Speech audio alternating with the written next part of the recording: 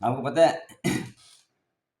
یہ جو گندم بارش کی وجہ سے خراب ہو گئی ہے، زالہ باری کی وجہ سے خراب ہو گئی ہے، اس کے ذمہ دار حکمران تو نہیں ہے۔ اللہ پاک قرآن میں کہتے ہیں کہ تمہیں ایماندار ہونا چاہیے۔ اب یہ جو نقصان ہوا ہے اس کی وجہ سے بھی تو گندم مہنگی ہو رہی ہے۔